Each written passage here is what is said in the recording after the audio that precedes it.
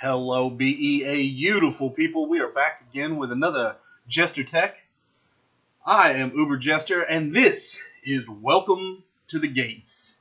So, we've got all 10 guild gates now, and we've got our gate synergies and everything like that. And last time we did the gate synergies, we got mazes in, we got to play Turbo Fog and mill our opponents out, and all that good. And this time, not so much. This one's a lot more proactive, aggressive. You've got your control elements for sure, but this one's about going big mana, utilizing that in a way that allows you to actually win the game proactively. So no more 40-minute games, no more 2-hour matches or anything like that. We're here to actively win the game. Now, with mono red being everywhere right now, this deck is, I would say, 50-50 or so against them. You definitely have ways to win, but they're going to revolve around very, very key cards. So you can do it, but it's not going to be one of those slam dunks every single time, crush mono red, that kind of thing. And the one thing that I noticed was the mono white list is actually a little more difficult at times if you don't have a particular card. So other than that particular card, the rest of the deck is a little anemic against the mono white list. Now, against your control list, you've definitely got game. Against your aggro, like Golgari, Abzan, Jund, those kind of things, you've certainly got game. Against the slower, more aggressive decks, like Merfolk, Vampires, Knights, those kind of things, you've got game there as well. So let's go over the deck a little bit and kind of see what we are looking at. Now, one of the changes I made to this deck once I first got it was to switch the negate in it for a Spell Pierce. Not being able to counter anything until you had 2 untapped mana was pretty relevant. So with the Spell Pierce, it's just a one-off, so it doesn't happen very often. But with the Spell Pierce, it gave me the option to counter a Light Up the Stage, or something like that out of the red decks, or a Search for Azcanta. Those different kind of things. Now, granted, that's both while you're on the play, obviously. So you need to be on the play, and you need to have your one-of. Not going to happen very often, but the number of times where Negate would have been better than Spell Pierce was significantly less than the number of times that Spell Pierce was better than Negate. And a lot of that comes into the fact that we have 14 comes into play tapped lands and a bunch of shock lands that, if you can help it, you want to come into play tapped. We've got a Banefire here. This one is pretty self-explanatory. Originally, this one had 2 expansion explosions and no Banefires. I like having the Banefire. Gives me an out against the control decks. If I can get in a few points of chip damage here and there before they can just kill all my creatures, I can, easily finish the game off with a 20-point Fireball. That's uncounterable. These two, pretty self-explanatory. The Spell Pierce seems odd as a one-of, but it keeps your opponent honest. The Banefire, obviously, people are pretty accepting of the fact that you run one of Banefire just to have any kind of game against the control decks. So moving on to the 2-drop here, we have Shimmer of Possibility. I initially looked at this card and was like, this is atrocious. I want Search for Azcanta, or just anything that looks at cards and gives me card selection.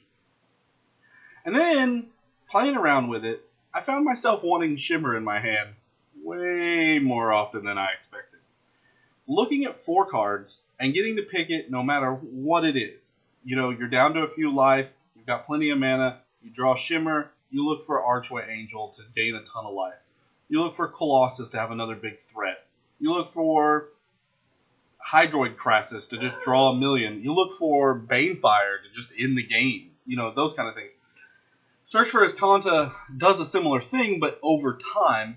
And in the late game, when you're looking for actively getting that card as quickly as possible, this did a really, really, really good job of that. Not to mention, Abzan's starting to pop up, which means we have got Knight of the Autumn floating around. We've got Reclamation Sage is starting to get played by the Soul Tie list. Every once in a while, I ran into a deck with Thrashing Bronodon. We have no enchantments that they can target. Now, we have Gate Colossus as an artifact.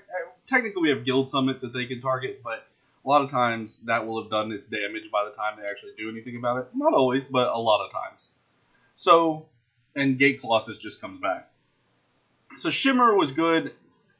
I mean, I played a few games with Search for Escanta, and it definitely did a lot of what we wanted it to do. It flipped often, which was nice, but I don't feel like Search is the right call here. Now, if you want to play Search because you, like me, have a love affair going on with a certain blue enchantment, then by all means, it's not bad. I just think that Shimmer might actually be a little better here.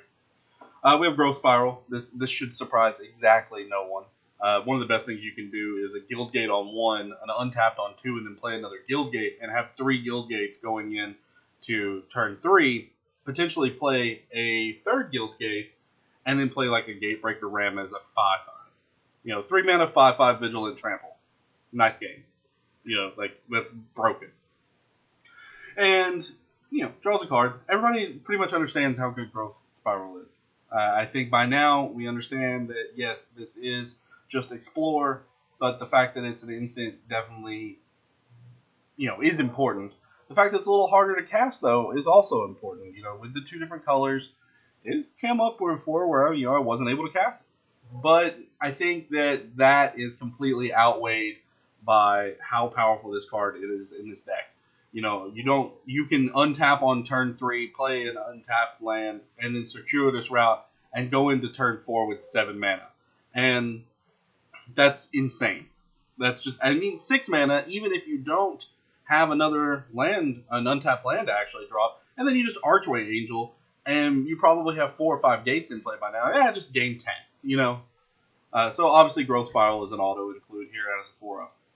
So Hydroid Crassus, again, in the version that I saw online, this wasn't in there. And I have just been amazed at how good this card is. It's gotten me out of the red matchups by gaining 4 life and putting an 8/8. Draw 4 cards too. So close to my Archway Angels that literally just end the game.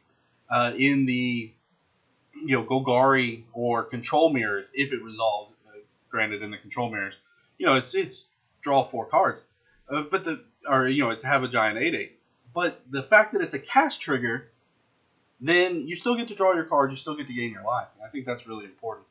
Because in those Control Mirrors, just refilling your hand, because they're going to have things like Chemister's Insight, Search for Escanta.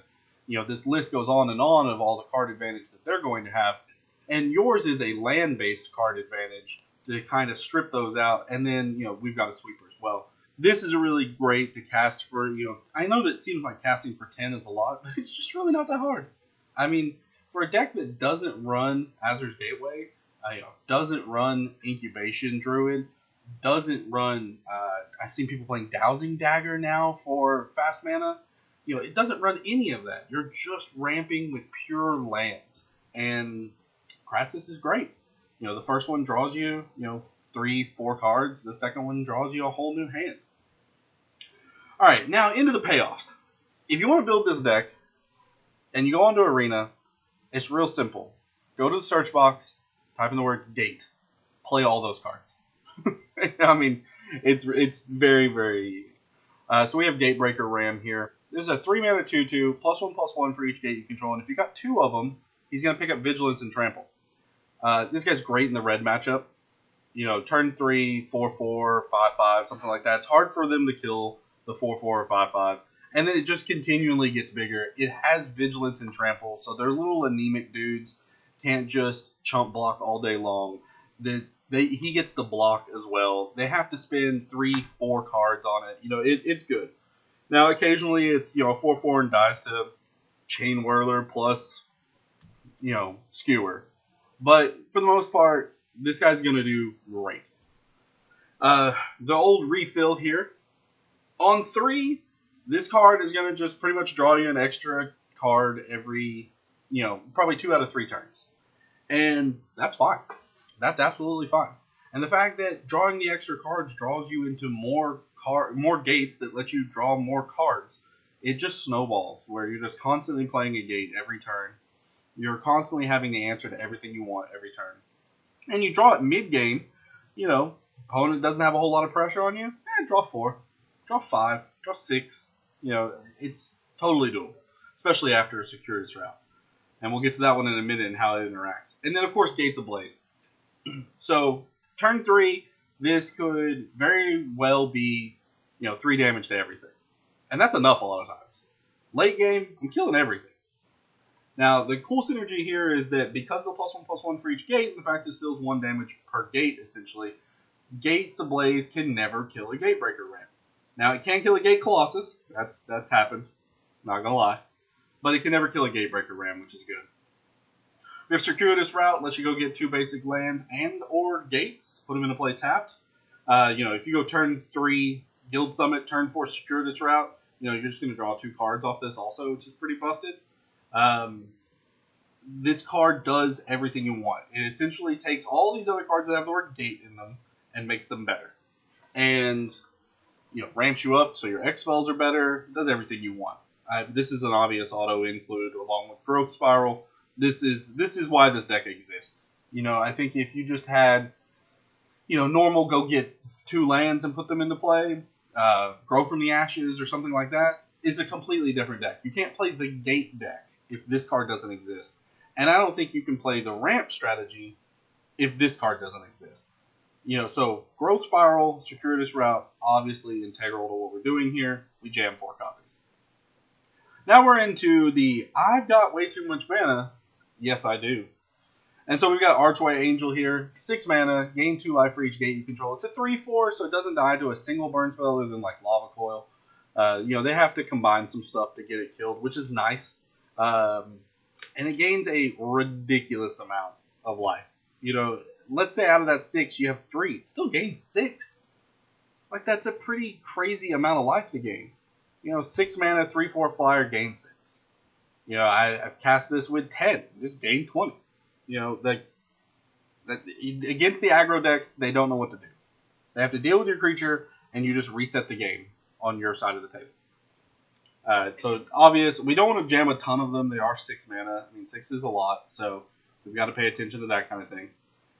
Gate Colossus, on the other hand, is 8 mana, except for it's not.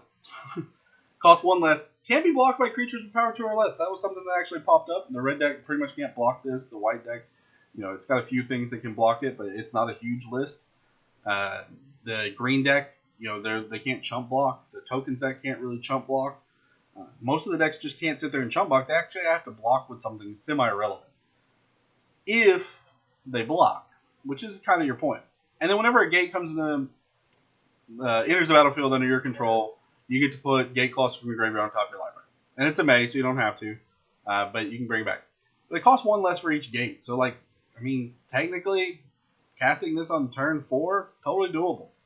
And guess what? Turn 4, 8/8. Yeah, it's good.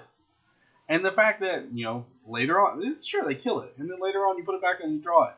And, so, one of the kind of crazy things to do, too, is if you have a Guild Summit in play, and one of these in your graveyard, you play your gate, you put this on top, you draw it, you play it. A lot of times you'll be paying 1 or no mana at that point of the game, and there's nothing some of these decks can do. Watch out for Settles, obviously. Watch out for enchantment-based removal like Ixalan's Binding, Conclave Tribunal. Not going to actually deal with it, but the Golgari deck just has no real option but to just spew value at this guy. And then, of course, we have Expansion Explosion. Copy a relevant spell sometimes can actually pop up and be useful. Or, Explosion. Fireball them and draw cards. Lots and lots of cards. Or Fireball a creature for, let's say 4. Let's say you got 8 mana. You shoot a creature for 4 and draw 4 cards. And a lot of times that can get you to the next stage. And over here, let's just separate these guys out. We have 14 teen gates.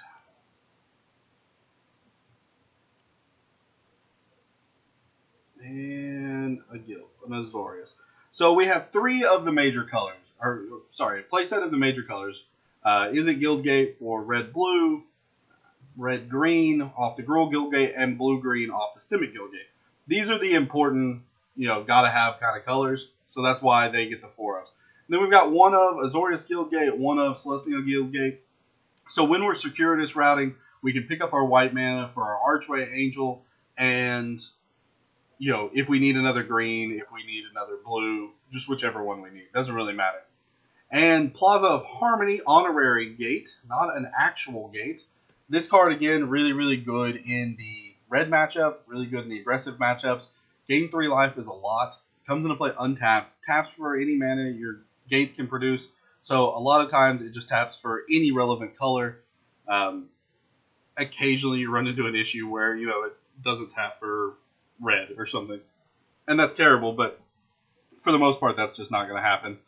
Between circuitous routes and growth spirals, you're going to get there. But gain 3 is pretty important. Like, the fact that you have Radiant Fountain and a half on a reflecting pool is pretty absurd. And with 14 gates, we're going to have some gates. Now, we have some non-gates as well. We got 3 birthing pods, 2 steam vents, and a stomping ground. This gives us, the 4 green, the 5 blue, and the extra 3 red that we need. And then a forest and an island, because every once in a while you got to have basics. Now, with that being said, I have definitely had a couple times where, I've got 1 gate and a Plaza of Harmony, and it's not that great. But for the most part, Plaza of Harmony is insanely good, gains you some life. Doesn't count as a gate, sad panda. But Gateway Plaza and the, Guild Gates Forum, Guild Mages Forum, the 2 other non-basic gate, or non-guild related gates, just aren't that good. We don't have the multicolor stuff other than like a Hydroid Crassus to actually utilize the Guild Mages Forum, and I don't need more stuff coming into play tap just to get all the colors. Now, if I was full on 5 colored, then perhaps that would be worth it. But with just the 3 with a tiny, tiny white splash, Plaza Harmony, very, very good. Gains you a bunch of life. Now, this is for the best of 1 format on Arena, and I've had some pretty good luck with it. Now, the deck's not insanely good, but what I will say about it is fun. Most of the time that you're playing, you're doing these big splashy things. You're windmill slamming 6 drops and 8 drops and playing 8/8s and, casting X spells for 10 and drawing 15 cards and, blowing up everything no matter what that. Oh, your opponent played 4 Carnage Tyrants. Sweet. Gates ablaze. They're all just dead. And that is super, super fun, super, super interesting. It's a ton of fun to play. I can't stress that enough. This deck is just a straight up joy. And it is good enough to get you those victories. Now, if you're grinding towards Mythic, this is probably not the deck you want to play. That 50-50 matchup versus Red is just a real killer right now. Red is everywhere. When I play, 10, 12 matches in a row, I can almost guarantee that 6 to 10 of those matches is going to be red. And with the 50-50 matchup, you're not going to gain a lot of ground. Now, you want to take it into one of the leagues, then I think by all means, I would take this into a league and not be ashamed of it. It's very, very good. Now, if you play nothing but mono reds in the leagues, obviously you're going to run into that same issue, but the 50-50 there is not near as punishing as it is in ranked, where you're not, sure, you get 3 losses. You get 3-3 in the, in the league, you're fine. You had some fun. It was good to go. But you want to play this in ranked and you go 3-3, you just spent, 30, 45 minutes or so and got nowhere. And that's a lot less fun. So I think I would hang away from ranked with this. As for a sideboard, I think your sideboard is going to be a big change. If you want to see me build a sideboard for this deck, leave a comment down below. Hit that like and subscribe button. That's how I'm going to look at some of these decks, and we'll look at taking them into the best of 3.